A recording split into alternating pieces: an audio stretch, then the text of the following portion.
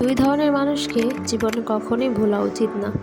Number 1 হচ্ছে যারা আপনার বিপদে নির্লিপ্ত থাকে। যেমন ধরেন আপনার ভালো সময়ে সে আপনার সাথে খুব ভালো মিশতো, পার্টি করতো, হ্যাং আউট করতো, সিনেমা দেখতে যেত বা আপনার সাথে কোনো ভালো 5 স্টার হোটেলে খাবার খেতে যেত। মনে করেন সে আপনার একদমই বেস্ট ফ্রেন্ডের মতো থাকতো। কিন্তু আপনি মনে করেন এখন একটা সমস্যায় আছেন বা কোনো প্রবলেমে আছেন, এই সমস্যাগুলোর ভিতরে আপনার একটু মেন্টাল সাপোর্ট দরকার। ঠিক তখনই দেখবেন এসব মানুষ আর আপনার সাথে নেই। তখন দেখবেন এ সকল মানুষ নির্লিপ্ত থাকবে, এদের হ্যাঁ না কোনো কিছুই থাকবে না, আপনাকে কোনো মোরাল সাপোর্ট তারা দিতে পারবে না।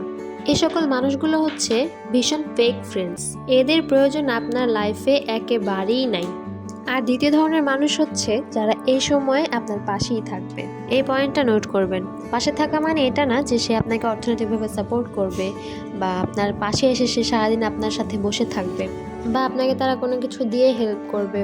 কিন্তু ধরেন আপনি একটা বিপদে পড়লেন আর সেই মানুষটার সাথে আপনার যোগাযোগ নেই, কিন্তু আপনার বিপদের কথা শুনে সে আপনার সাথে যোগাযোগ করছে এবং আপনাকে একটা মেন্টাল সাপোর্ট দিচ্ছে, আপনার সম্পর্কে কনসার্ন দেখাচ্ছে। সেই মানুষগুলোকে কখনোই ভুলবেন না। কারণ হচ্ছে এরা দূরে থাকলেও আপনার রিয়েল ফ্রেন্ড। ভালো বা খারাপে এদের কিছু হলেও যায় আসে, দূরত্ব এদের আন্তরিকতা নষ্ট করতে পারেনি। এজন্য এই দুই ধরনের মানুষদের মাথায় রাখবেন, মনে রাখবেন, অ্যাকর্ডিংলি লাইফ লিড করবেন। দেখবেন সমাধান না পেলেও লাইফে কোনো সমস্যা হবে না। আমার ভিডিওটি এবং আমার কথাগুলো যদি আপনাদের ভালো লাগে, লাইক কমেন্ট করে আমার পাশেই থাকবেন। Thanks for watching.